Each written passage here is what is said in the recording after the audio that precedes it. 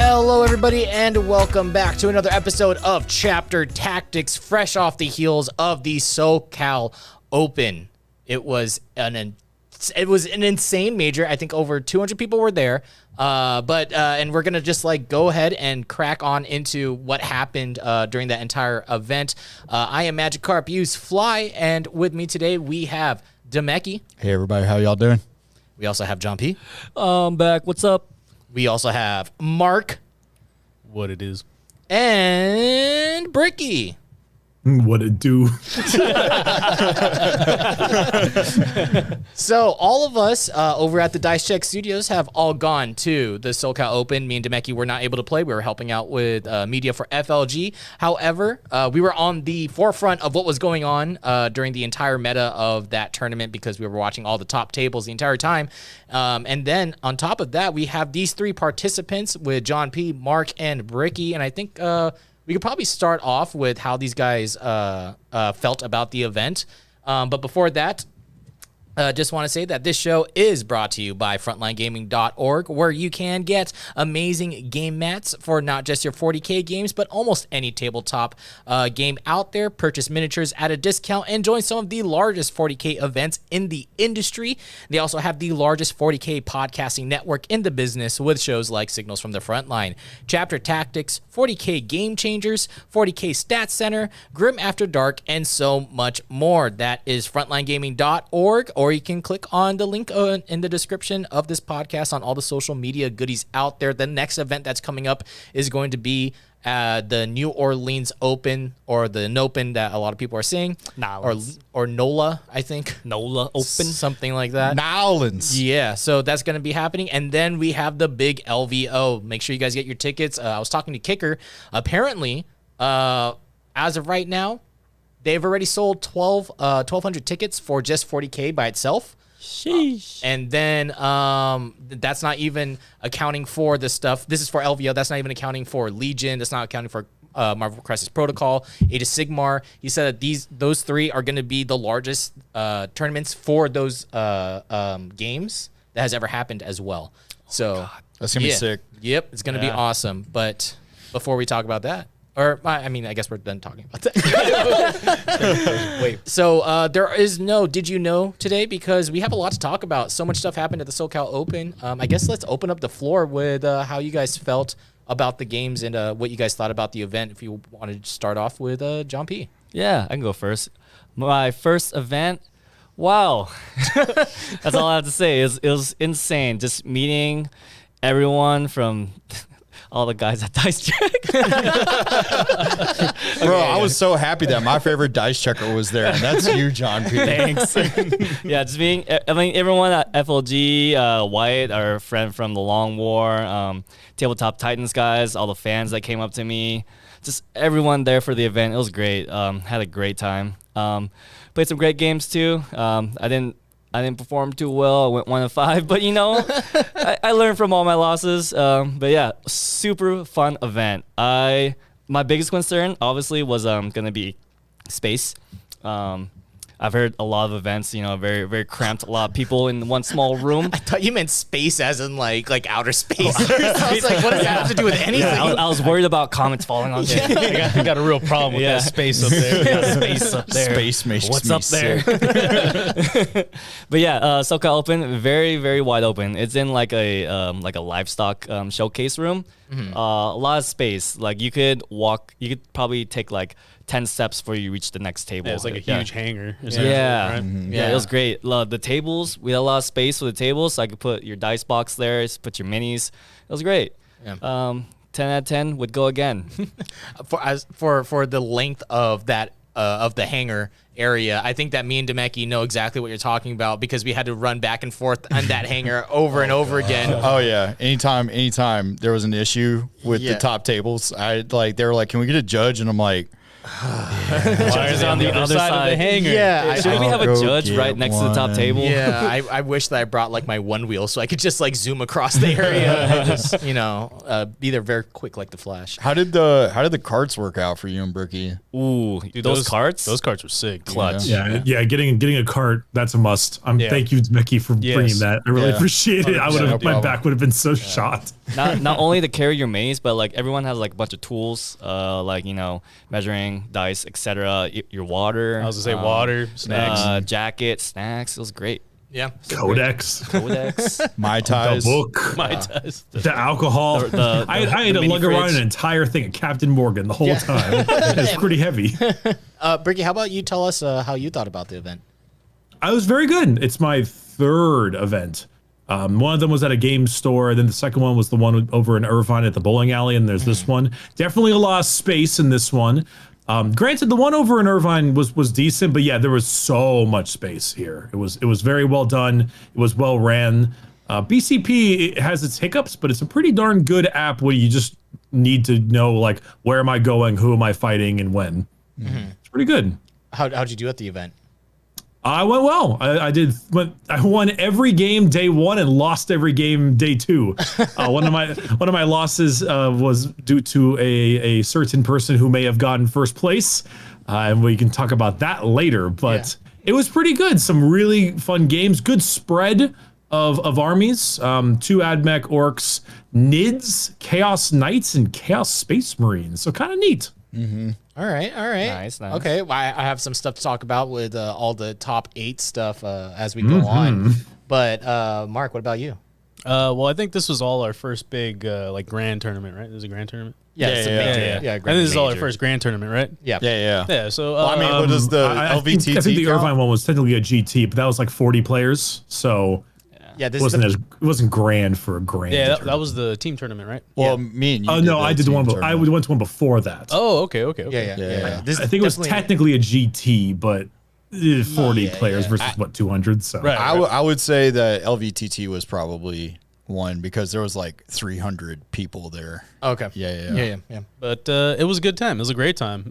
One of the biggest tournaments I've gone to, besides that team tournament that Demeki and the Long War guys invited me to, which Yeah. was also really damn fun. Yeah. But having like the actual like experience and playing by myself, I didn't have Wyatt coaching me, like telling me, hey, I need you to play these Dark Eldar and win. Okay, this is what I need. There's too much pressure. Well, nobody had to do that. That was only me. But no, it was a great time. Unfortunately, I didn't get as great of a spread. I had to play Grey Knights 3 times. Yeah. So that's cool. And it was my first time playing Grey Knights 3 times. So that's also cool. So you had to learn every single time. I learned a little bit more every time. And I'm just like, dang, this is. So this is oh, man. And I lost my last one too. I also yeah. went 3-3.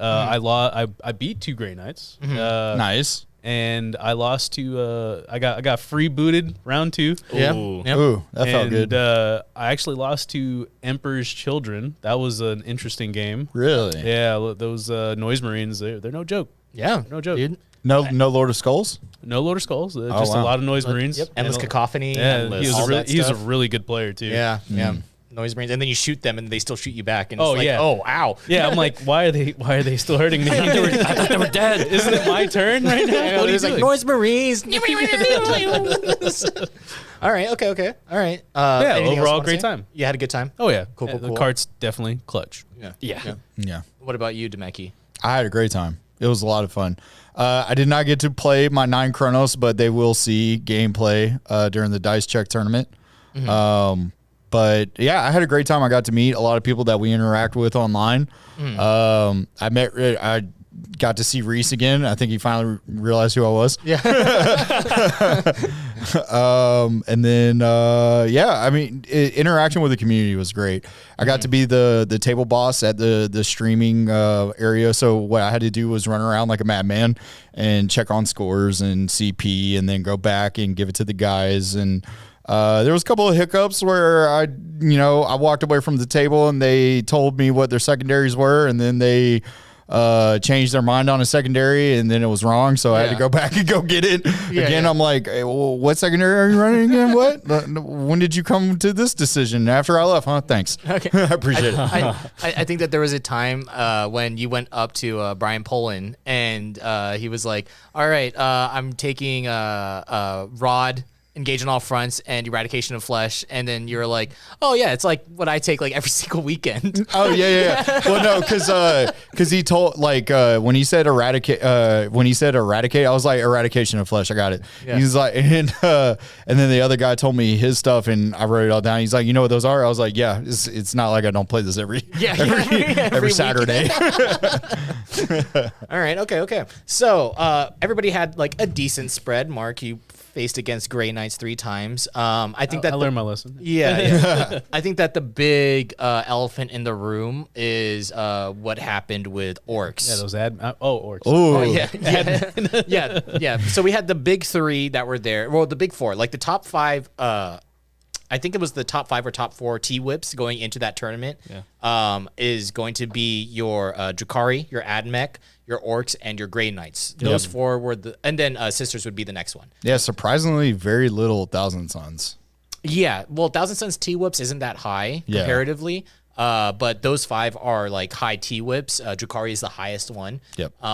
So what is a T-Whip? For the uninitiated, what's a T-Whip? T-Whip is tournaments in winning position for an army. If you go to 40kstats.com. Thank you, Dad. Yeah. if you go to 40kstats.com, there's a section that says T-Whip. It's spelled TIWP. And if you click on that, that tells you which armies, if they didn't lose round 1, which ones are like in winning positions to take it into the top 4 or top 1. Yeah. So if you want to know like truly what is an army that is really, really strong and can get into the top 4 position, you look at T-Whips and not win-loss, right? We have Junior here that just got his win with Drukhari on the top 8 table. What was that game like for you? Oh, it was tenseful. It was suspenseful. We made it to the very end. Really, turn 5 is where I turned it around and was able to maximize, scoring at the bottom on your primaries is super strong, going second. So I had to weather the storm on Admech, and he really pushed up on me. So it was a fun game. Yeah, you were saying that it was like a bloodbath where you guys were just kind of just rotating around the map because you had heard the prey. You were just trying to clear quarters? Yep. I was trying to clear quarters. He was super aggressive with his Rust Stalkers, his coming in from reserves with some of his infantry units. So I really had to dedicate on killing a few of those units because of the herd the prey. And then once he got super aggressive on one side, I then switched over to clearing off his half on one side. So that's when I started to get herd to prey that way as well. So as a Drukhari player, how are you dealing with all the flyers that Admech are throwing into people? Yeah, so with my list, I bring 7 Dark Lances, the Strength 8, -4, D3 +3. It's really good against Orcs as well, because I played Orcs freebooters, and I was able to shoot them off. But the Trueborn are really the key unit, because they always hit on 2s. So a Trueborn unit, once they look at a flyer, they're pretty much gone. And then I take Obsidian Rose, so that allows you to reroll a wound roll. So. Now, at this event, there were a lot of freebooters. There was a lot of Orc players here. Did you think that was going to be what was going to happen at this event, and you kind of built your list around that, or what were you thinking was going to happen at this event? Yeah, that's exactly it. I knew I was going to face a lot of freebooters and Admech with flyers. So I did build the list around the whole Dark Lance aspect. Hellions are in there as a distraction unit, so I use them pretty aggressive so that they spend their time shooting the Hellions, which, again, if they're not shooting my Raiders, it's always a good thing. And I try to stick into dense terrain as much as possible for the -1 hits. Yeah. Now, do you think that what happened at this event is indicative of what's going to be happening at things like LVTT, or not LVTT, at the LVO or at New Orleans or anything like that? I believe so. A lot of people are picking up freebooters now that GW has stuff in stock. So now you can buy the stuff. But yeah, freebooters are super strong. And Admech is, they're just ridiculous. They're super point efficient. Being able to hit on 2s first turn with everything, BS 2s. Yeah, you're going to see a lot of that at LVO. You're going to see it at New Orleans. So. All right. Thank you for joining us for this interview. Good luck on your next match. What are you thinking is going to happen on your next match? What's your prediction on it? Yeah, so I'm playing Sean Naden, so I'm probably going to get 100. And then, I don't know, who cares what he gets. But How was it facing those guys for you guys? We'll start with John P. Yeah, I had to go against Yukari twice and Admech. I had to go against Yukari on Battle Lines, which is the 4 objective one. And yeah, brutal. We were obviously with Battle Lines, you only want to be in 2 certain spots. And Yukari just got there before me, and they herded the prey and killed me. Yeah. Okay. All right. The Admech one, he with the new player optimized terrain or pot, Yeah. he placed it very well. He placed the Oh yeah, we're handing out pot now. Yeah. Player optimized terrain. yeah, Dude, shorthand pot. Sorry to interrupt, John P. I actually really enjoyed that. I didn't think I was going to enjoy it. I enjoyed placing my own terrain. I did too. Yeah. I agree. It adds a new layer of skill, I think, to the game, Yeah. and it was very helpful to be able to mess around with. Like, I felt like my list mattered in terms of terrain. Like, oh, if I have this much terrain, I can move it here. I can adjust this. Like, you can make the most of a bad situation. Yeah. Yeah. It's actually a surprisingly okay solution to, well, maybe not a lack of terrain, because then you would still have a lack of terrain, but terrain positioning in the board. Well, it takes that one element out of it where players would be like, "Oh, the terrain was terrible. That's why I lost." Yeah. Well, Well, okay, we can yeah, talk we about can this, talk but about let's it. do it Let John P. after finish it. John P's Yeah. done, and then we'll talk about pot. Where was I? oh, we were talking. So you said Yukari. Yeah. So my match against Admech, he placed his terrain in he did it in such a way. We were playing the Skyrim, and he placed it in such a way where like if I need to get to a specific objective, the middle one, I would have to essentially take the whole brunt of his army. So 2,000 points is shooting at me if I need to go to the middle objective. Yeah, so I lost to that one. I also had to go against K-Suns. My one win was against K-Suns. K-Suns pretty brutal. Like they don't necessarily play the objective super well, but they kill you. Like I think the one game that I won, I almost got tabled, but I still ended up winning just because I ended up playing the objective. You fought them a couple times, Wait a right? minute. The one game you won as Space Wolves was against K-Suns? Yeah. Let's go. More accurate. Well, I mean, like K-Suns, like it's hard for them to play the secondaries really well because it's Yeah. either Wrath of Magnus or Mutate Landscape, Yeah. or some type of warp ritual or something. Yeah. Yeah, Right, so to the counter a boar, right? Yeah. Exactly. Yeah. So I didn't take a librarian in my list, so he couldn't take Wrath. And the mission where I won, it was Vital Intelligence, so the 4 objectives in the center, which is almost an auto win for Space Wolves because it's a bunch of small skirmishes which is where they excel. And if they want to take Mutate Landscape, they need to go from home objective from one corner to the other corner in order to get their 15. Yeah, that's brutal. Yeah, that's not easy for them. So it's kind of an uphill battle for him. But yeah, that was the one I won. The second game against K-Suns I had, it was I forget which one it was. It was Mission 21, where there are essentially 2 objectives in the home deployment zone, and then 2 in the center. So he could just, that one pretty easy for Mutate Landscape. You just go 1, 2, 3, 4, easy 12. Yeah, that one got smited off the board essentially. Yeah, happens. My very first game, sorry, I'm like jumping all around, but my very first game was against a seasoned tournament guy. He's from one of the local gaming groups, XPZ or Xenos Petting Zoo. Really chill guy. He was very helpful. He played Disciples of Bellicor, a lot of chaos jank. Yeah. He explained to me that he had like a redeploy. He said it twice. He said he has a redeploy and then 3d6 charge. I was like, wow, I should watch out for that. And turn 1, I didn't watch out for that. And he did it to me. So I was like, So note to self, I should bring like a piece of pen or paper or something just to write that down because it would help me out. Yeah. But yeah, fun experience overall. Definitely learned a lot, met a lot of great people. All right. Bricky, what about you? So we're talking about the usual suspects, right? Yeah. Starring Benicio del Toro. Okay. Yeah. And Kevin Spacey. Yeah, dude. Oh no. Anyway, Who's Kaiser Soze? Yeah, that's a buzzword right there. Guys are okay. We'll be on this for a while. yeah. It's a great movie. You should watch it. So, usual suspects. I have not fought Yukari once in my tournament time, which is just bizarre to me. But I did fight AdMech twice and Freebooters once. The first AdMech game, I believe either John P fought him later or knew about him as a gentleman named Salty Vet. He had some of the best goddamn sideburns I've seen in my life. He was a really, really cool guy. Yeah, I like playing him quite a bit. For a salty vet, he wasn't that salty.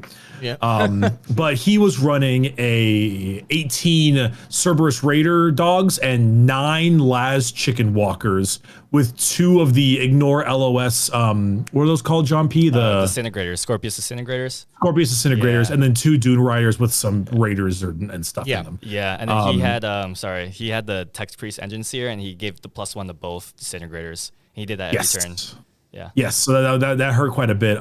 Though turn 1, I got turn 1 that game, and I actually beat him, I think 92 to 68 or something, mainly because I just demolished every dog early on because heavy bolters on mortifiers and mortal wound spam. And at that point, thanks to the wonderful pot, I was able to make it so that he was firing Laz chickens at Battle Sisters. Just from decent terrain placement, and it actually was really nice. And then Multi-Meltas came in from reserves, wiped 3 chickens, and I just started like kind of slowly taking over the board with my big blob of sisters. As for the next game, that was Freebooters against Logan. We can talk about that later. You know what happened there. We all know what happened there. Yeah. And then my final game was against AdMech again. That was actually interesting. The player terrain was really dense in that mission, and he had these big blobs of Rangers are the ones with the galvanic rifles, right? Correct. Yeah, that's Rangers. Rangers and like Rust Stalkers and Infiltrators, but the way that the terrain was placed, he got almost no shots off on me, but I ended up losing because he had 4 flyers. So, geez. Yeah, boy. Yeah. So I mean, and he got first turn. Yeah. So there was really nothing. I could have really done very little in that situation. But still, I mean, fine games. But the 4. It's definitely I think an Alpha Strike issue, and we'll talk about that soon. But 4 AdMech flyers are good because the flyers are undercosted, as opposed to like all the other stuff. 'Cause you can mitigate. You can mitigate it with terrain, but you can't mitigate flyers, and you can't mitigate Ignore LOS. Yeah. And You have to pay a premium on those things, and they are currently not paying a premium. We could break that down later. There's a lot of stuff that we can talk about here. Hello, we are interviewing Adrian from Tabletop Titans. How's the event treating you so far? Oh, it's been great. Having an awesome time playing great opponents, and we're in sunny San Diego, so you can't complain. Yeah. What time did you wake up today? Around 7 a.m. You got to see the beach before you go, right? Okay, all right. So I heard that you are bringing the orcs today. Now, from what we've seen in the event, they're running amok. Right now, they're like 43% of this top 16. How are you enjoying them so far? I am so happy to be playing all the traditionally terrible but amazing units. Breaking them out of the shelf, dusting them off, and they're just absolutely brutal, but also cunning and having a great time. Are you doing freebooters? Oh, absolutely. I was playing around with some other stuff, but at the end of the day, the Pirate Orcs are just so powerful in this meta, being able to get those procs on things, play really well into some of the other top lists. And that's why I actually switched from my AdMech, which I've been kind of playing this season before. Okay, all right. So what is your general idea when it comes to freebooters? Is it just like you're hoping for turn 1, or like is there a fallback plan? What are you thinking, especially in a mirror matchup? Yeah, absolutely. So my freebooters are actually a bit different than a lot of them. I've actually teched into a lot more tools. I have 3 units of Commandos, 2 units of Storm Boys, so I can very reliably play some of these other missions. Secondaries, we can play Rod, we can play Engage easy. And so that's kind of my take there. The going first or going second, if it's a mirror or if it's against AdMech Flyers, that's when it matters most. And it really comes down to not risking it half the time, just reserving things like the Flyers, hiding any of the small units for procs, and kind of not relying on that. With AdMech, it's a bit tougher because they can just be super oppressive, and you kind of have to rely more on just being right up to the line, see what happens, you know? So is AdMech the toughest match that you're having so far at this event? Yeah, absolutely. Freebooters against freebooters, we can do interesting interplay between us, but that was my one loss so far, was AdMech with Flyers, and it's just so devastating. They're so durable. The only hope is to basically try to outscore them, which was, again, the one thing that allowed me to score like any points in that game, right? So you were saying that the secondaries that you take is Rod and Engage. So what would be the third secondary that you're trying to hope for when you're playing Orcs? Yeah, absolutely. So that's the tough one, especially here because we're going straight through the book. So there's almost no gimmies as far as mission-specific secondaries. So I'll do To the Last sometimes, which is things like the Flyer, the Big Flyer, the big unit of Megatrack Scrapjets, which is nice. Sometimes I'll do no prisoners if I can. A lot of like the AdMech that Brian is giving, for example, give those up a lot. And some of the other vehicle heavy ones, again, other freebooters, we're going to bring it down, get those points. So that last one is really determined by the opponent's army. Awesome. Well, good luck. What's your score so far right now? Going 4-1 so far. Super excited and also sad because I'm about to play my teammate. Got to knock him out, man.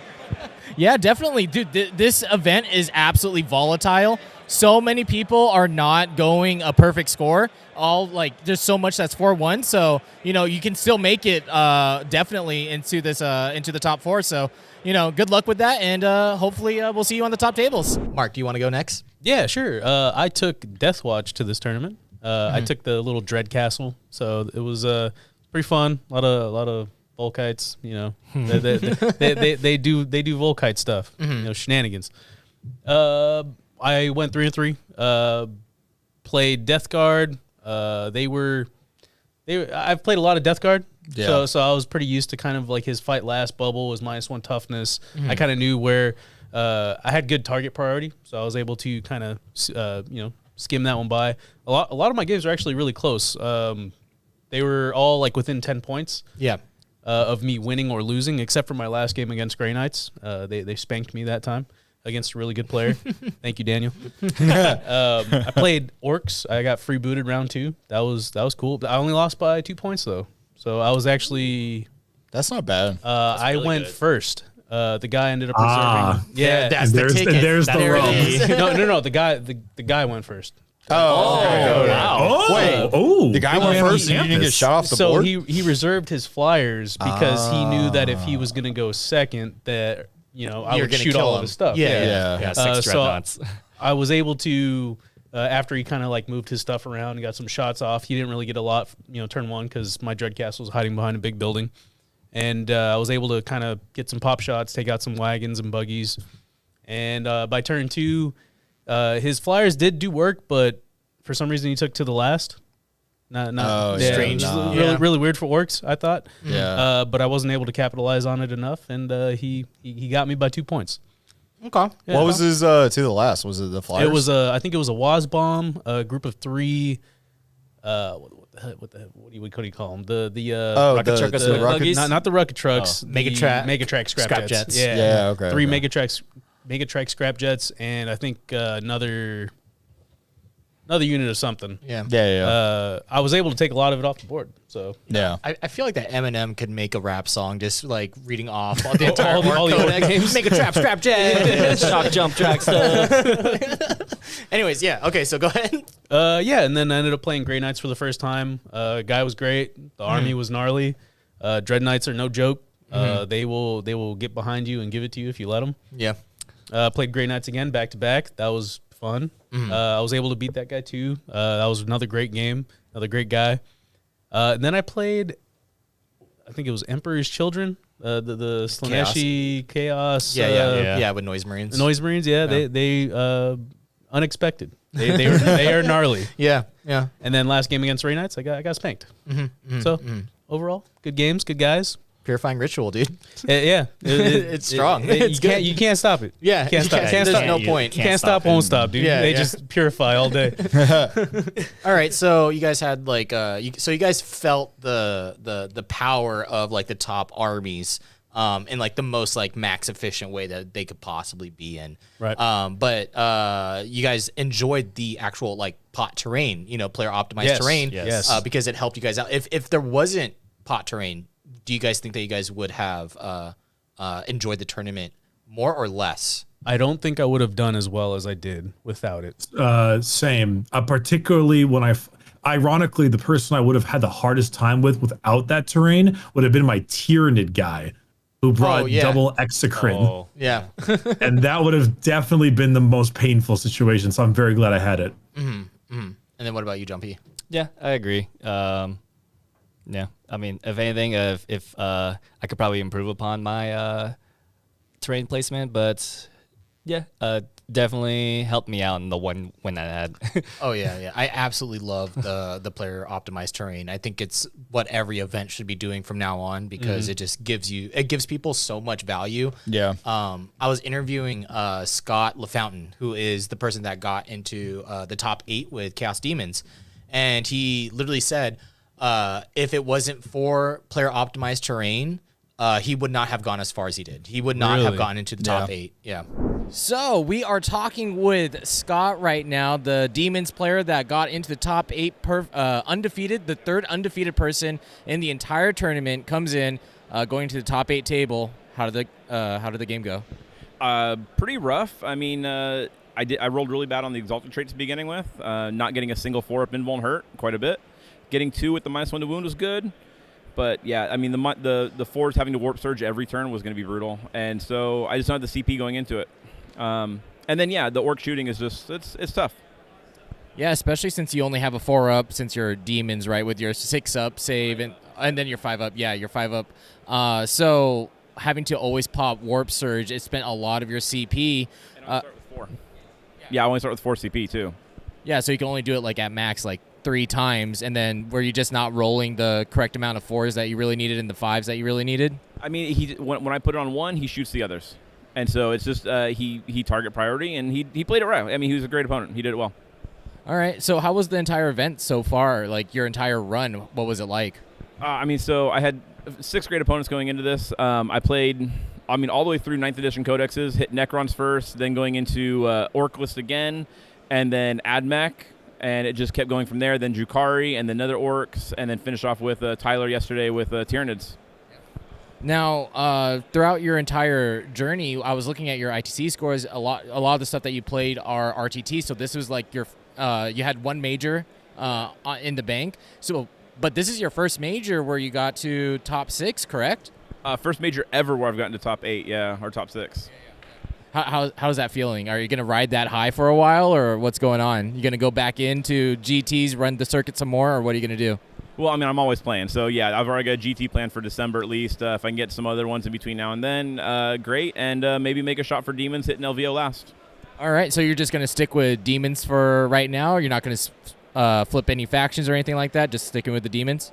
I mean, I've got like 12,000 points in Custodes, so if they get a good codex in December, we'll see what happens.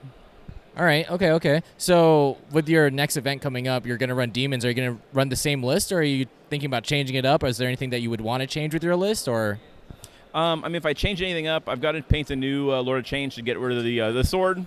So give me the extra points, and that would allow me to take an extra Fiend if I drop a Beast of Nurgle. So that may be worth it. We'll see. All right, okay, cool. And then what was your general game plan throughout this entire event? Like, what secondaries were you picking? What was your general game plan with the list that you were running? So the Poxbringer was kind of the MVP. I mean, being that he's just a small character that people aren't going to target, he pushed in the middle, like a building like this on the table. We had a perfect ruin to hide into. And so he just sits there and casts a Warp Ritual. So that's an easy secondary for me to get. I think there's only a couple games where I didn't get max 12 on it. Engage was pretty popular. I did to the last a couple times because that means they got to kill Bellicor, the Lord of Change, and then because I can roll the Exalted traits early, I'd pick one that's like -1 to wound and the 4-up invuln, and so it makes it a little bit tougher for them to kill that one. Stranglehold was a big one as well too, being able to take those objectives back. So yeah. All right, cool. And then what was the player optimized terrain like? Did it help you out with your playstyle more, or what, did you enjoy it? Would you not want to do it? What did you like about it? Demons struggle without it. They absolutely struggle without it. If you're going to a regular RTT or GT and you don't have the player optimized terrain, it's not going to work out. This allows you the flexibility to deploy the stuff where you need to. The walls that we have on some of the tables creates that perfect line of sight blocking that if you don't have it, you're just going to get shot off the board. Awesome. So that's it for this interview. Thank you guys for joining in with us, and we'll see you guys on the next one. Thank you so much. Dude, that's pretty awesome. It's a nice, like, almost little mini game. It's very strategic. It helps. And even though it kind of adds like a little bit of extra time for prep, I think it's worth it. It makes the games a lot more tactical and fun. I think, at least. I think I was more surprised at this tournament because, like, I'm guessing it's just because so many people that were at this tournament were also at LVTT, the Las Vegas team tournament, because not too many people asked about, well, what do we do if a piece of terrain doesn't fit into the ruling? because then it comes down to a gentleman thing. The one time it did come up, I actually went and got the judge, and I said, hey, they want to know what to do if they can't meet the requirements of the player packet. And then he was like, it just comes down to a gentleman thing. They got to decide on, because all pieces have to be on the board. So they just have to come to a gentleman's agreement and figure it out. Gotcha.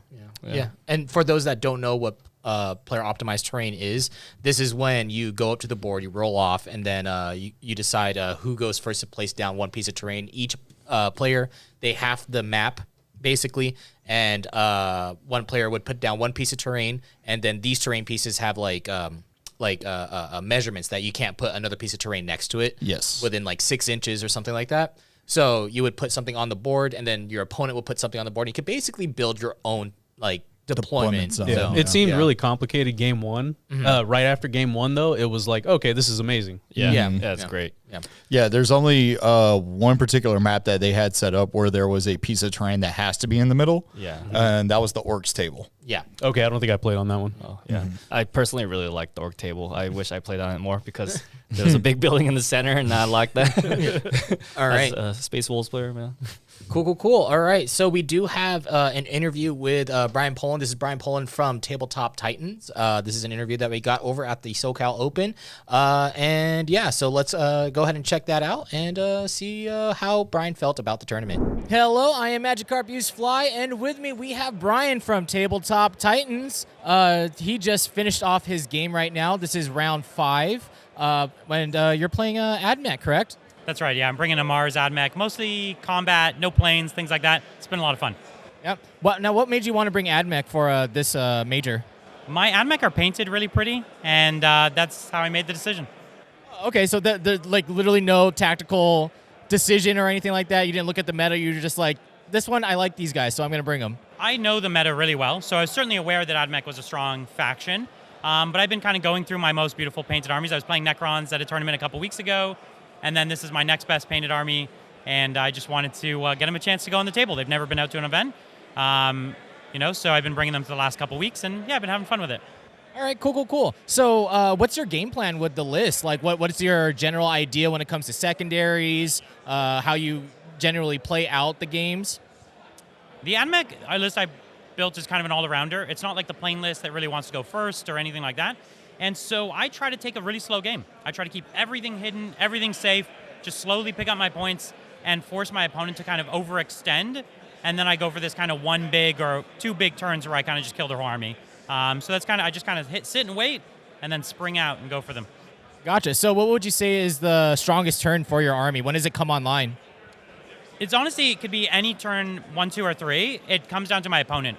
If they kind of overextend turn 1, then I'll go hot turn 1.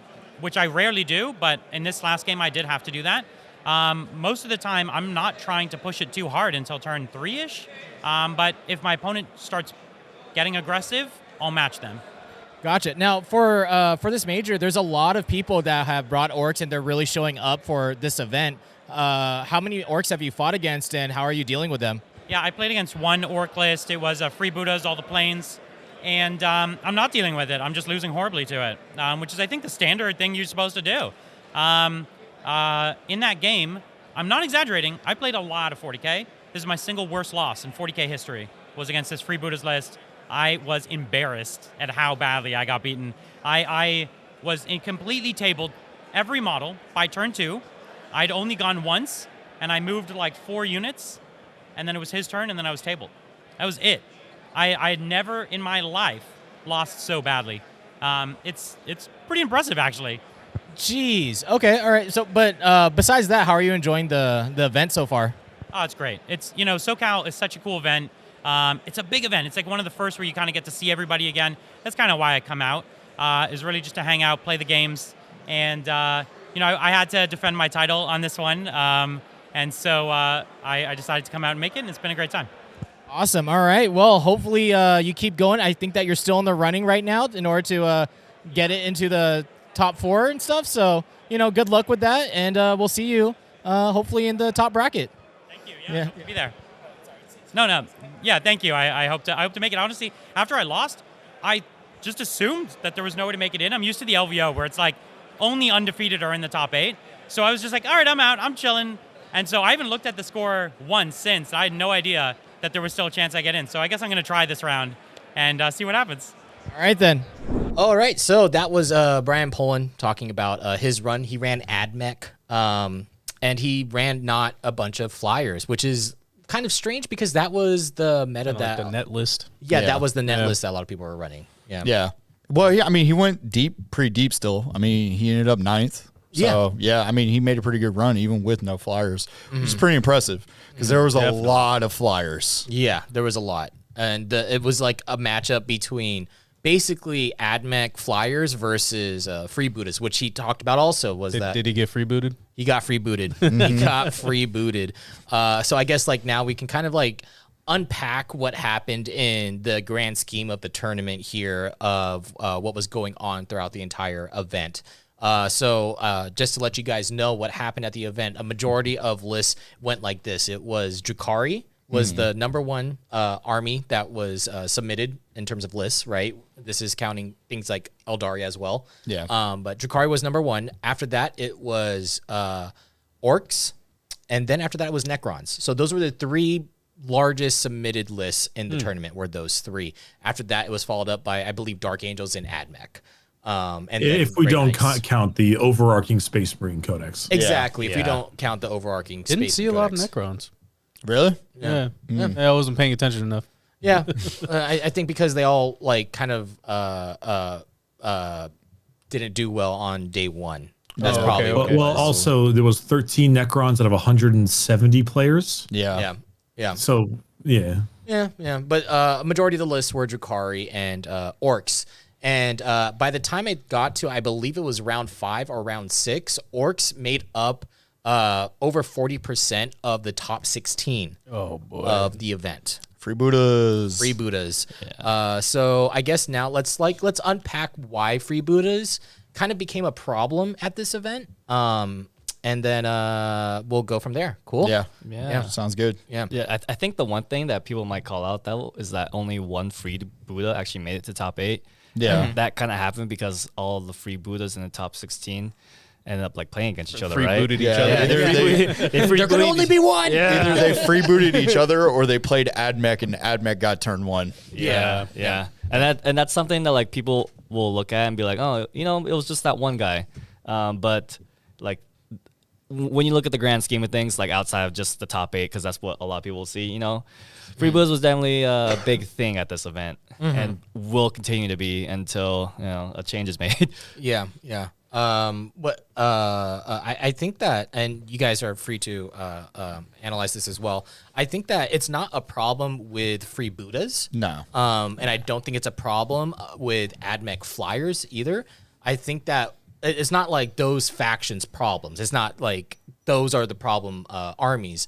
The problem is in the cheapness of those units and the efficiency of them, I guess, right? And Because you're not like unlocking some crazy combo that like you needed to layer on. It's just okay. Hey, these flyers are this efficient at this amount of points, and I'm gonna use them, and they're gonna do extremely well for their point cost. Speedwalk, let's go.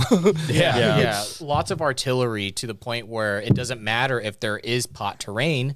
It doesn't matter. And then like along with how far the range of those weapons are, right, and how the map has gotten smaller. Yep. I think that's what the problem is, because now we're going to be seeing a lot more indirect fire as we go into the later parts of codexes being released.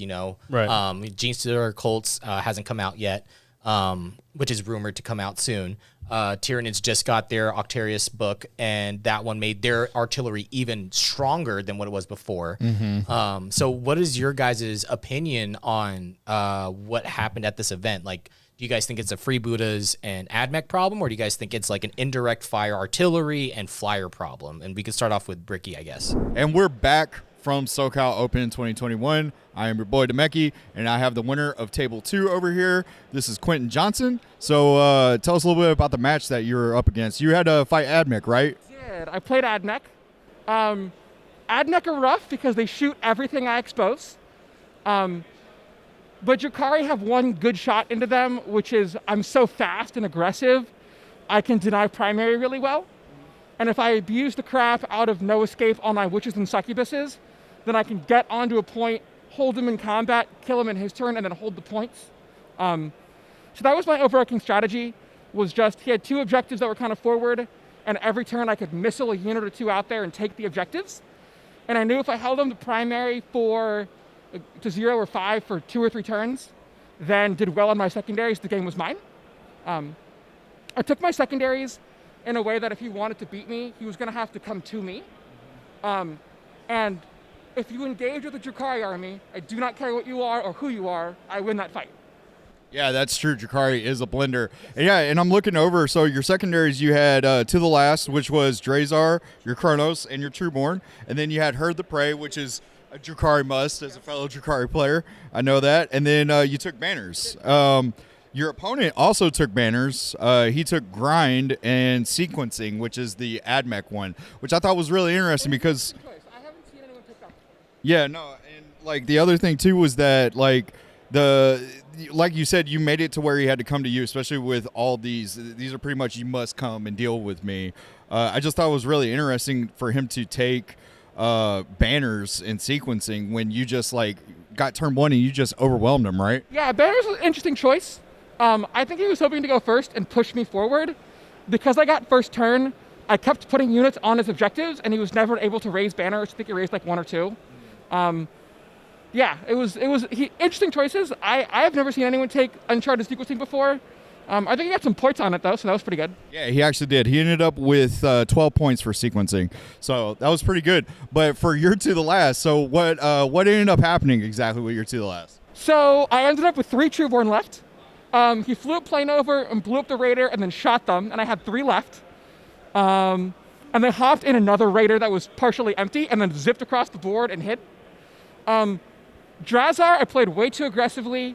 There was a big brick of Rangers, and I was hoping I could trap it in combat with Witches. But I got in there. He ended up failing morale, and then pulled Drazar out of combat, and then mortaled him to death with Wrath of Mars. So I should have kept him back an extra turn or 2. And then the Chronos, it got to a point where if I wanted to keep the attrition game going, I had to expose my Chronos and clear a point. And they did that. They did their job, and they took his entire army to kill, but he killed him in the end. So it was 10 primary points in the end for 5 to the last point, and that was a worthy trade. That's great, man. So your next match, you're part of the top 4. Yes. Your next match is against Orcs Freebooters. So how are you feeling about that? So I played a practice match against Freebooters before I came here, and I got tabled on turn 2. So my current strategy against Orcs is I'm very squishy, is to deploy on the line and get some dents out there and pray I go first. And if that happens, I can make it a game. I have a lot of really fast OBSEC models. I can trap him in combat. I can have Dark Lancers to kill his buggies to some extent. Drazar is a monster and picks up 1 or 2. I think the list I'm going against has a lot of individual buggies, which makes it much harder to trap them in combat. But we're going to try. I have a lot of Strength 5, Damage 2, which really hurts if you have Ramshackle everywhere. So I'm going to do my best. A lot of that's going to be just super hyper-aggressive movement. Sounds good, man. Good luck to you as a fellow Drukhari player, man. I hope to see you win. Oh, cool. All right. It's the lack of a premium. Mm-hmm. If you're going to legitimately ignore the number one most important thing so we have alternating turns. Honestly, I don't think doing the whole Sigmar thing is anything better. Mm-hmm. Regardless, you have alternating turns, and that's what's going to be like forever. So the only thing you can do to mitigate a painful alpha strike is terrain and hiding. And so when you have things that completely ignore terrain and hiding, naturally they need to have a point premium on them.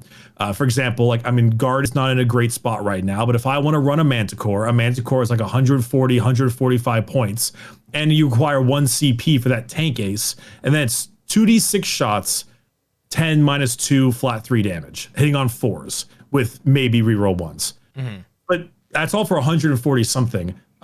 Mark, how much is a Daka Jet?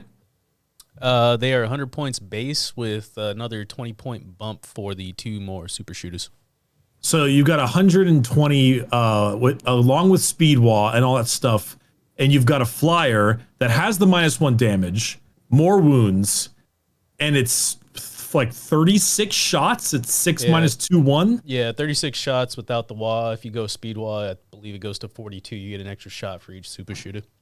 Right. So, and it's cheaper and does not cost the CP. Like, if you want to have flyers that are operating as damaging things, not transports, or you're having ignore LOS, you have to pay a points premium. Because some people think that it's just a freebooter problem, but honestly, like, freebooters tabled me on turn 2.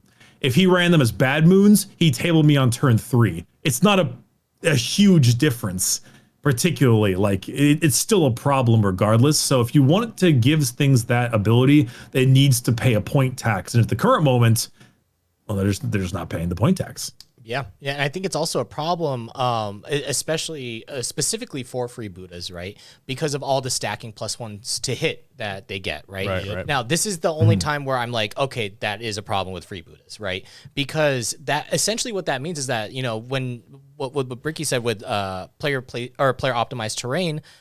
You can do stuff like have your -1 to hit dense cover on the board. You can do stuff where you can actually have a -1 to hit and, you know, try to stop it so then freebooters can't get those stacking +1s. But once they get to like +4, there's literally no point in you trying to stack your -1s because there's like, what can you get where you can get like -4 to hit? And then on top of that, like usually that's only on one unit. It's not army wide. So that's what like another big problem with artillery and stuff is also being able to access all these +1s. Not to mention, just to capitalize on that, we don't have any fighting AdMech actually kind of made me think about this a little bit. A lot of the times your major defensive buffs and changes like that come in the beginning of your command phase. Yeah. Or in the psychic phase, like, you know, defensive buffs for K-Suns or Grey Knights, something like that. Minuses to hit, etc. You have to wait for your turn for that. Fighting AdMech, their canticles and their doctrinas happen in the battle round. Correct. So, like, when I fought AdMech, my first game, he immediately was like, boom, +1 armor save and Shroud Psalm. Everything now is +2 to their armor save. And I'm like, oh, that'd be so nice if you're playing Death Guard. A Mortarion can get his -1 to hit in the first battle round from the psychic power. But we don't have that yet, so the first turn issue is more present. Yeah. John P., do you want to add anything to this? Yeah, and like in addition to that, if you go second, you put up your defensive buffs. But if you go first, that's when you get to go on the offensive. You get to pick the offensive buffs instead, especially with the 3 to 5 flyers that you might bring. You could pick the +1 ballistic skill, be in their face, shoot them with all your Stratoraptors, etc. that are -1 to hit, -1 damage. It's insane, yeah. And even at the 180 points for the Stratoraptor, it's still putting out like 20 shots. Like I mentioned, -1 to hit, -1 damage with 2 last cannon shots. So nothing to scoff at there. Yeah, definitely. Hitting on 2s, winning on 3s or 2s. But yeah, I'm going to activate my speed wall. That's not orc shooting. What is that? Hitting on 2s. What about you, Mark? No, I mean, I kind of agree. I think they do need to pay a premium. I think there also needs to be some some tweaks to some of the armies. Codex creep is real, you know. Personally, I think buzzword. Personally, I think the orc codex is pretty shallow. Everything's pretty like face value, I guess you could say. A lot of data sheet stuff, not like overlapping abilities. I don't want to say it doesn't take skill. Target priority is a skill, and you need to have that for freebooters. If you do not have that, you're probably not going to do well. Yeah. If you start shooting at something that's super inefficient, you don't get you don't pop your freebooter buff of +1 to hit multiple times or enough times, then your shooting's not going to do as well as you need it to, and you're not going to table somebody turn 1. Yeah. I like how that's the bar now. Yeah, right. Are you able to table them turn 1? If you can't table them turn 1, what are you doing? Yeah, you can't. Yeah, can you get a +4? Nah. Next. So definitely some tweaks. I mean, I believe the old freebooters was like if you killed or destroyed a unit that was within 24 inches of another unit, that other unit gets +1 to hit now or something like that. Instead of an army-wide +1 to hit, multiple stacks kind of dealio. You know what else I realized during the event? There's a lot of flyers, right? but a lot of units that had fly, no one brings them that much anymore, right? Like, there's a lot of armies out there that can't interact with the Daka Jets and the Stratoraptors and all the flyers coming out because of the nerfs to fall back and shoot. So not a lot of people bring it except for things like jetpacks. Yeah, you only see like Vanguard vets essentially. Tower gonna be prime. Yeah. All those crisis suits just I know, slap right? Daka Jets out of the sky. Yeah, and I feel like that's another big problem with it. Hey, Tau has fly, and our melee is bad. Even with Grey Knights, one of the top 5 T-Whip armies, right? Literally, they have nothing to interact with those flyers. Right. They Because literally the have, Inceptors or Interceptors? the Interceptors, they don't have fly, right? Yeah, they don't have jump packs. They just act as if they do. Yeah, they just have flip belt. So they can't interact with anything that has fly. The only way that they can is if they put in like a fly, like one of their own flyers. Like they have a Storm Raven, right? Let me just read y'all off the points right now of 3 of the Space Marines jets. So you got the Stormhawk Interceptor. This thing's 185 points. Yeah. Then you have the Storm Raven gunship, 290 points. Oh my god. And then the Storm Talon gunship, which is 165 points.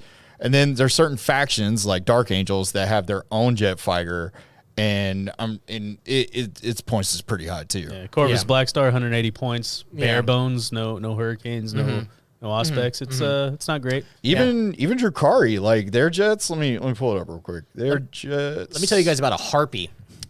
And a Hive Crone, all right? So Drukari's Void Raven bomber is 185 points. Yeah. And then their jet fighter is 160 points. Yeah. And those are all flyers, correct? Yes. Are they airborne as well, like aircraft? Yeah. And I think that's another problem because the stuff that like Daka Jets and Stratoraptors, they're not airborne, or they're not flyers where they don't have to do like the minimum movement, correct? No, they do. Oh, they do? Yeah, I think it's like 2040. Oh, okay. Then I'm stupid. I didn't say that. Yes. I didn't say that, man. I said that. Okay. All right. So, did you want to say anything? I was gonna say, cut the tape. Stratoraptors, they have like the weird double pivot thing, though, right? They pivot, move, exactly. pivot. Yeah. They can pivot, yeah. Which is pretty good. They act like Eldar flyers, which Right. is so weird that they move like Eldar flyers. Why? They look like Da They don't Vinci need machines. that. They don't need Watch, that. dude. Watch. So freebooters +4 to hit. CWE is gonna come out -4 to hit. Oh, yeah. -4 the hits. And The that's counter. gonna- not gonna be the again. counter. No more. CWE is craft world Eldars, by the way. They were talking about modifying ballistic skill. I know we're going into like Rumor engines. rumor engine engine, type stuff. yeah. But they're but- talking about modifying ballistic Well, skill. I That mean, would be pretty modifying. sick. Yeah. Like, because K-Suns have that right now. Oh, really? Yeah, they have. There's a relic that they can use where they roll D3 and then that adds onto their like an enemy unit's ballistic skill Oh, or crap. weapon skill. So it doesn't modify it like +1 -1. It Right. actually changes the number. Doesn't something in the new NIDS thing have that also? No, Oh no, no. Don't. I don't- made it up. Don't make me sad. Nah. What were we gonna say to Mickey? Well, I was gonna say, I mean, because like I feel like we're all saying the same thing too. We're saying that like the codexes, AdMech and orcs don't necessarily need a nerf. It's the points cost that needs to be adjusted for those particular units. I mean, the other thing too is like we've all talked about was that like they need to probably just restrict the number of flyers or add on top of a points cost, maybe a CP cost to bring a flyer. I kind of like the idea of restricting. Oh, go ahead, Briggy. I would like fewer flyer slots in the battalion, especially the patrol. The patrol lets you take 2. Yeah, Yeah. well, it's Two in Outrider. everyone. Outrider, you yeah. can take 2 as well. Like every detachment, you can it should take be 2. restricted. Yeah. I think a battalion should let you take 2, but almost all the other like major 3, battalion, brigade, patrol should let you only take 1. Yeah. Yeah. Well, brigade is the big one, so it should have more. right? But besides Yeah, brigade, besides- okay. like because there's like the 3 normal ones, which are patrol, battalion, brigade. Yeah. But all the other ones like outrider and all that stuff, it's only 1, if even. Yeah. Like spearhead doesn't need a flyer. You know what I would be very excited for? Not like seeing something like Imp Guard win a tournament. I want to see something win a tournament with a brigade detachment. That's what I want to see. That would be insane. All right, so I'm running the brigade. GSC, man. You lost CP Man, doing that. Guard can do that. Yeah. Okay, so we have an interview with Logan Heath, the winner of the SoCal Open. So let's play that up right now and see what he has to say about the event. All right, we are here at the final table of the SoCal Open. We have the winner right here, Logan. How's it feel, man? Yeah, I'm still trying to process it. I just won the SoCal Open. That's incredible. That just happened. So, yeah. Not only did you win it, but you won it on turn 1 at a major. There was like over 200 people that showed up here. You crawled through all of that, all the feces, and you got to the first. You got to number 1. And you're saying that you're just flabbergasted on how you went. Like, can you take us through what your game plan was for the entire event? Like, what were you thinking when you were making the list? All that stuff. So for me, it was just trying to get maximized efficiency every little way I could. So like all my buggies are single units, so maximizing efficiency. My opponents they're in a weird spot to like kill me. It's overkill or underkill, so no spillover thing. So I'm just trying to get as much efficiency as possible. I felt like I was doing that in all my practice games, and when I came here, I just wanted to go 5-1. And I did it. And I was thrilled. I was like, all right, I won. Like, great, 5-1. I'm good. And then I saw I made top 8. I'm like, wow, it can't get any better than this. And then just every game over game over game, I was like, wow, like I could lose right now and I'll be fine. But then just like going into that game and then seeing, there was I think he forgot the clause in his thing to keep me from falling back. And when I realized, I can actually fall back. I can just do my game plan. And I've done my game plan so many times, I know it works. So yeah, I felt really good and it was amazing. All right, so was when you were going up against all these lists, what were the armies that you were the most afraid of going into here? What did you tech for? Or was it more of an all-rounder list? Or was there something that you were kind of afraid of during the entire tournament? Biggest fears are freebooters and AdMech because it has so much shooting, it doesn't care what you do. Like Dark Angels would also be like a tough one because they're just so durable. But as far as like trying to tech against specific things, it's in a space where it doesn't really need to do that. It just brings so many shots and it's such high AP and you just spread it out that it's really hard to fight against. So the best way to fight against it is just to keep me from shooting, which he was going to do by wrapping, trapping, and all that. So that could have been really bad. But I have so many units I can really spread out and screen for myself. So really the things I was worried about most was the Alpha Strike shooting armies. So yeah. So how does it feel taking down Naden? Now, when we were looking at your ITC scoring, you're at about like number 203, and now you just beat out the guy that's at number 3 overall in the ITC rankings. How do you feel about that? Oh man, I've been playing this game 20 years. So competitively just for the last few, but it's something I've always wanted to do. And I mean, Sean Naden, just obviously one of the best players in the world. Just getting to play him, I felt like, man, I did something. So it just, I don't know, it just felt satisfying. Like, I put a lot of, I talk with friends about Warhammer all the time, like everyone does, and just trying to think of like how to get more and more efficiency out of what I'm doing. And I just felt like I was in a really good spot. And I was like, well, this is my best chance to actually do something. I've had a lot of events where I just didn't do much. So as you said, like my ranking is kind of whatever. So yeah, it was just really cool to get to actually do a lot of work and have it pay off. For sure. Now, going up against Naden, were you nervous at all going into the match, or were you playing it cool leveled? What was going on? Oh yeah, I mean, I was totally fine. I was excited to get to play. I've played several players around his caliber, and in my experience, they've always been like the nicest guys. So I was just expecting a really good game. If he was gonna beat me, I was like, all right, let's just do it. Obviously, if you do it, I'm not gonna be salty about it because you're you for a reason. So yeah, I was totally calm, cool, and collected. I was just looking forward to a really good game. For sure. Now, looking at your ITC rankings and everything, you've placed, I believe it was 13 games you got to top 10 at least, like 13 different tournaments that you got to top 10. And during those matches, you ran Sally's. What made you want to switch over to Orcs? They just shoot way better. I love the shooting phase. I've played shooting armies since 3rd edition, and when I first read the Orc Codex and I just saw all the different ways they shoot, salamanders, were fun, really cool tricks to be done. But then I'm always reading other codexes and see, okay, who can do my style of play better? So I'm not really married to a faction. I love to play the way I love to play. I just like to move around and just shoot people.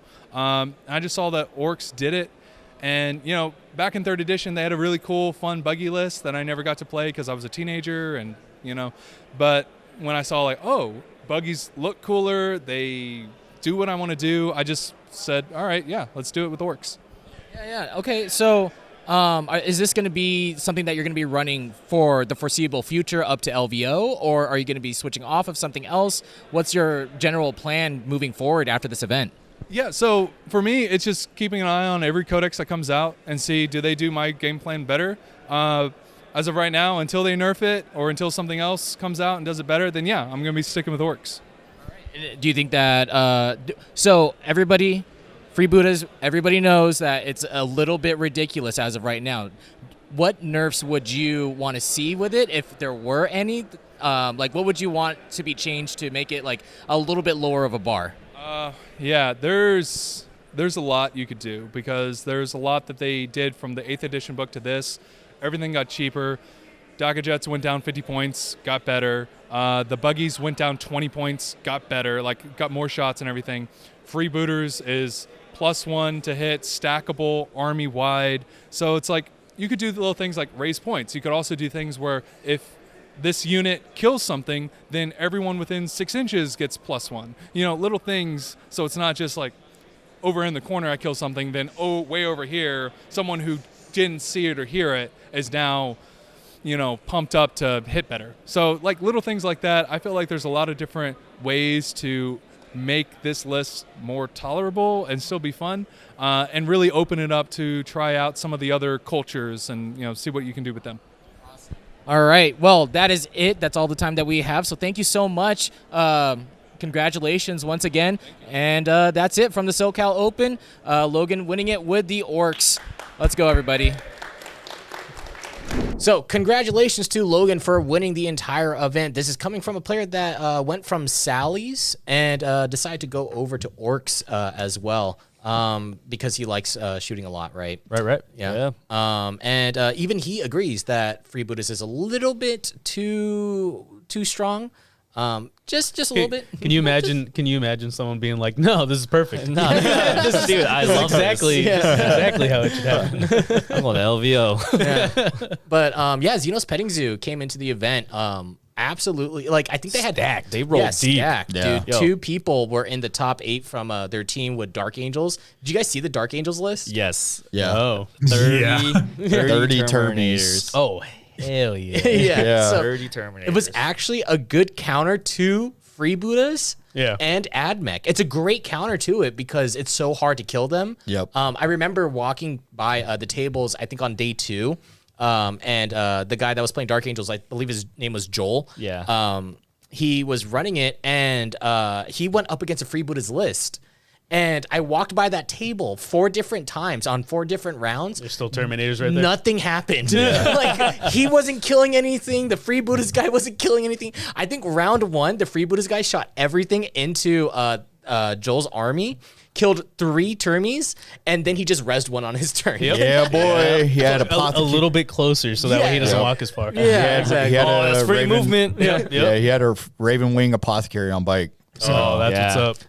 Yeah. At the top 8 table, we have Joel here doing an interview. This is the Dark Angels player that came into the game. Now, this was a very special list for a lot of people because it was just a huge meme, kind of just a bunch of Termies.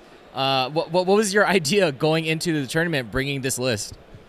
Yeah, I would say it's a pipe dream at first, but then you realize that when there's so many freebooters orcs running around, It is a great anti-meta army. It's really good into Buddhas because you stick all those Terminators in Dents, -1, +2 to your save, and it's like really hard to shift them, you know? But obviously I ran into Drukhari at the end, and that's not freebooters, so I struggled a little bit there. Okay, so would you say that Drukhari was like your worst matchup throughout this entire event? Yeah, they just have a lot of expendable bodies that they can throw on my points. Everything in my army is valuable, and they're really good at trading up, and trading up into my army is really bad because I don't have a lot to work with. Yeah, now we were when I was watching one of the streams when you were going up against freebooters on the streams, I think it was on table 2 or something. I would walk past every single round and it looked like nothing was happening. It was just a slugfest. How were you playing that matchup in order to make sure that you were the one that was ahead? Yeah, so on the Buddha's matchup against Ben Jurek, I basically just put my whole army into 2 pieces of dense terrain.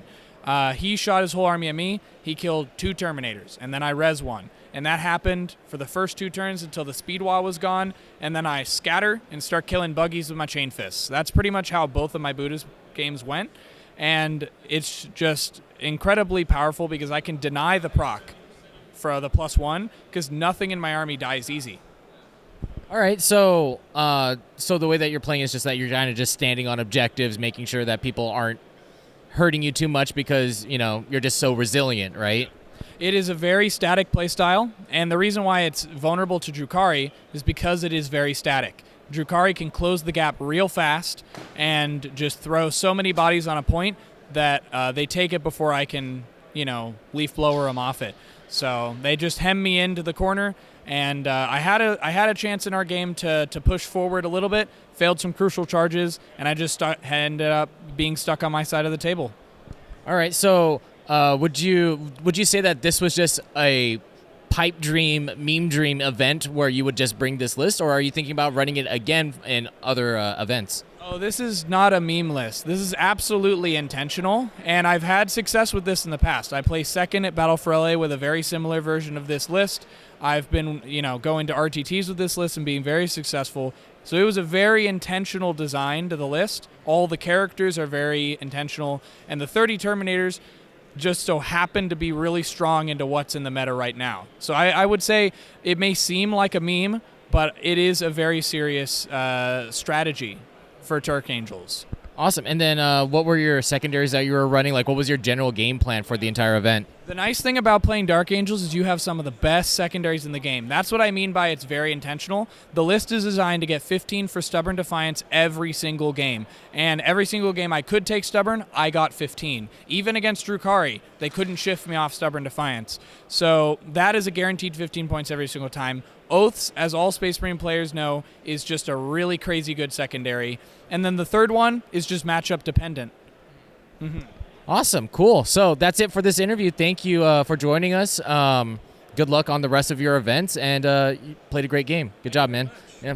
So that was really interesting. I think that one of the cool things that happened at this tournament was that the top 8 didn't consist of a lot of like only undefeated players. Yeah. Right? Yeah. I don't think anyone went undefeated in the tournament, right? Sean did until the finals. Yeah. Well, which goes to show that literally everybody that was in the top 8. Everyone got one free boot, man. Yep. But I guess that's what happens at every tournament, Mark. Like one person. But yeah. So there was only 3 people in the top 8 that went undefeated. Everyone else took a loss.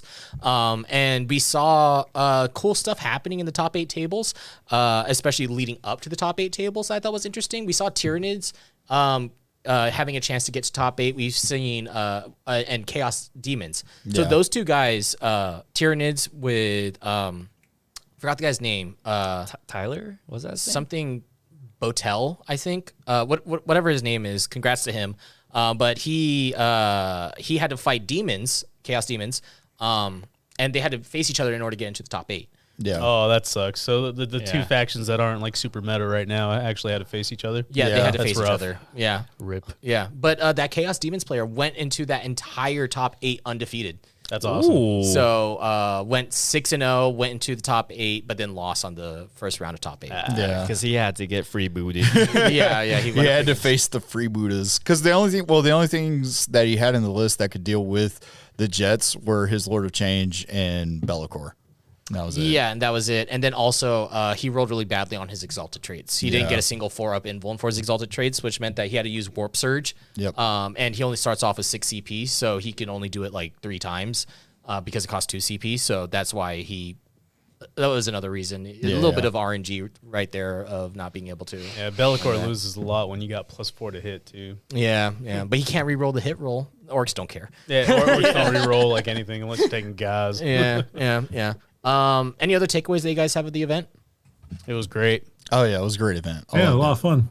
Yeah. I'd do it again. Yeah. I'm gonna do it again. We're gonna do it again. Back.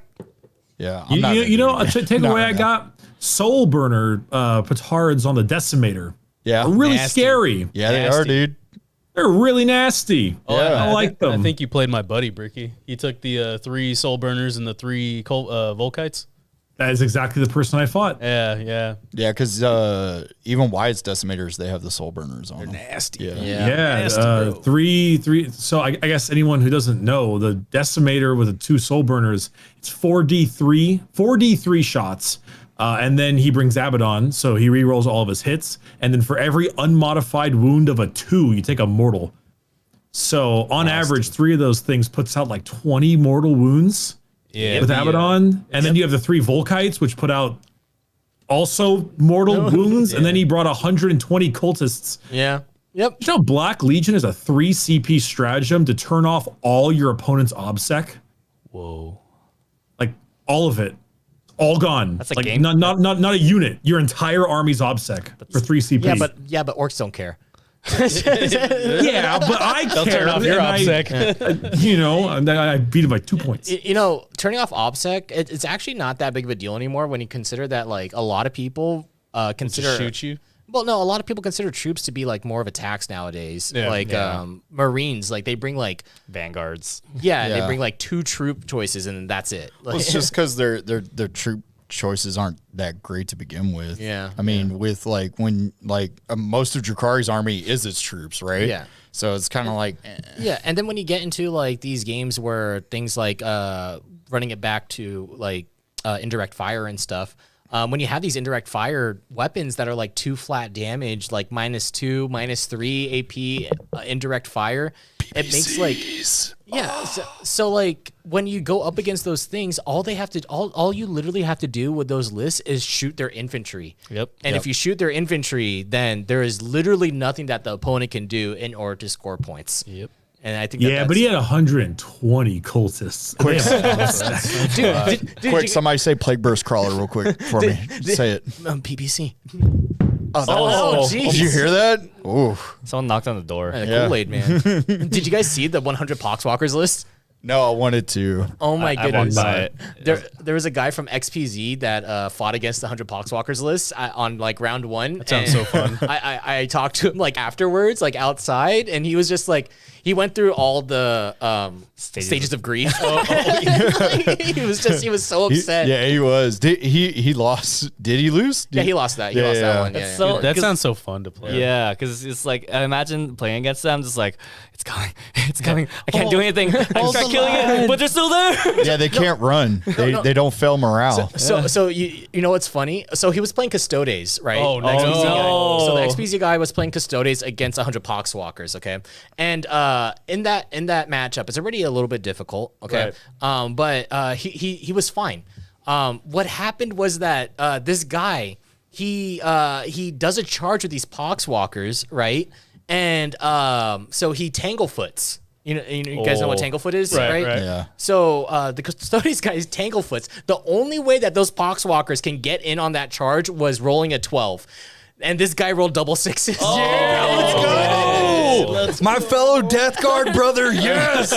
Wow. And Yeah, that lost him the game off of that. Just that double 6 roll. Yeah, because I mean, like the great thing that you could do with those Poxwalkers too is you can use the stratagem where you roll 7 dice to get them back, And he did that. and you can just chain them up the board. Yep. It's free movement, baby. Yeah. Free movement. Yeah. Love it. All right. I think that is it for this episode. We kind of talked a little bit too long, but thank you guys. It was a good time. Yeah, it was a good time. Yeah. What'd you say, Bricky? I said, yeah, thanks for having me from far away. Yeah. All right, so that's it for this episode. Thank you guys for joining us. Next week, we're gonna have Val on this episode, on next week's episode. He's great. Yeah, Yeah, he is. So we'll see you guys on the next episode, and thank you guys for watching. If you guys want to check out more Chapter Tactics, make sure that you guys subscribe to the Frontline Gaming channel. And as always, you guys have a good night, and we'll see you guys in the next one. Goodbye, everybody. See you. We love you. Bye-bye. Say bye, Bricky. Oh, bye. Cool. Awesome.